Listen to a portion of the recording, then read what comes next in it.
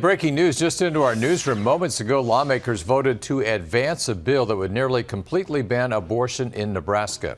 LB 626 would outlaw abortion as soon as cardiac activity is detected.